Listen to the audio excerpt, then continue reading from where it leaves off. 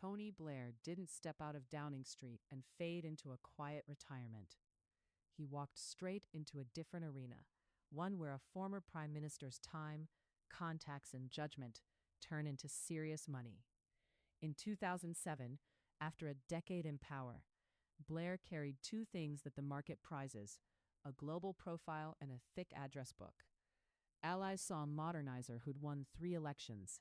Critics saw Iraq's shadow.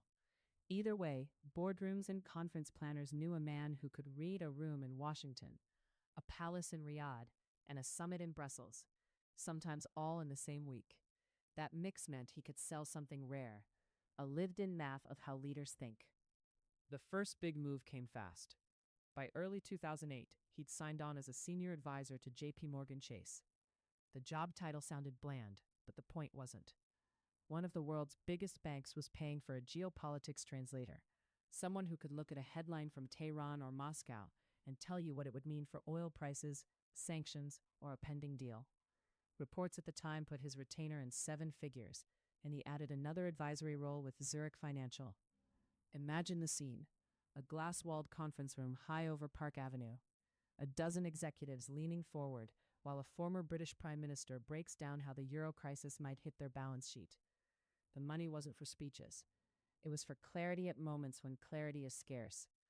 At the same time, he found a second gold mine on the global speaking circuit: corporate retreats, leadership summits, university halls. If an organization wanted to sell out a ballroom, Tony Blair on the poster did the trick. Fees for a single appearance often ran into 6 figures, sometimes more, and the format was part storytelling, part masterclass. To handle the flow, he built a structure. Behind the public face sat a lattice of companies, Windrush Ventures and Fire Rush Ventures among them, that booked the engagements and collected the fees. The names sounded like obscure holding firms because that's what they were, the sort of vehicles lawyers use to manage risk, tax, and partners. And they fed a consultancy that would soon be known as Tony Blair Associates, a banner under which he and a small, well-connected team took on government and corporate clients. From the street, the offices looked like any office. On paper, the contracts stretched from the Gulf to Central Asia. What kept this machine humming wasn't just fame. It was access. Blair could get meetings where others stalled in antechambers, and he could broker trust between people who didn't much like each other. That's what consulting at that level really sells: introductions that stick, and advice that sounds like it came from the next table at a state dinner. A minister in an oil state wanted to diversify? A Western firm wanted to enter a regulated market? You hired someone who knew the both of you already. There was also a public service thread running in parallel, and it mattered. He launched the Tony Blair Faith Foundation to work on interfaith dialogue, and the Africa Governance Initiative to help presidents in places like Rwanda, Sierra Leone, and Liberia build delivery units. Those nuts and bolts teams that turned plans into actual roads, clinics, and electricity. If you picture a dusty government office in Freetown with whiteboards, charts, and young staffers arguing over targets and timelines, you're not far off. This wasn't charity as a photo op. It was consulting for governments with thin capacity. It strengthened his post-Downing Street brand in another way too, by showing that the same skill set could claim a moral purpose. But the line between helping and monetizing influence is thin, and he often stood on it. One of the ugliest tests came with Kazakhstan. His consultancy advised the government of President Nursultan Nazarbayev, while the regime faced international anger over deadly unrest in the oil town of Janoen. A memo that later surfaced showed Blair recommending how to frame the tragedy to Western audiences, acknowledging it while steering attention to economic reform. For admirers, it was the sort of realpolitik counsel any leader pays for.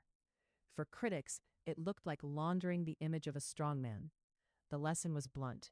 The same access that opens doors also ties you to what's on the other side. And then there was the memoir. In 2010, he published A Journey, the long, careful airing of his time in office. The move you remember, though, is what he did with the money.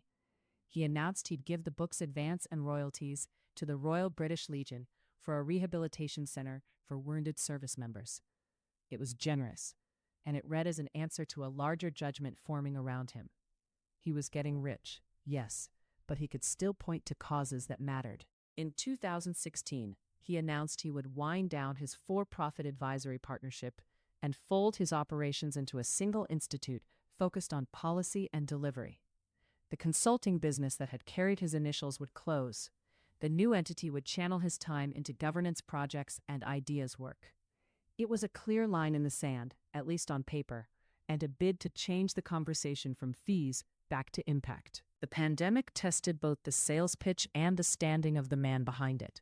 Lockdowns put everyone in front of a camera, and he used the spotlight to argue for mass testing, vaccine passports, and faster approval for shots that looked promising. Some viewers bristled, hearing a familiar voice calling for sweeping measures. Others heard a former leader trying to be useful in a storm. Meanwhile, his institute published playbooks on everything from contact tracing to reopening schools, and its staff embedded with governments that lacked the bandwidth to design those from scratch.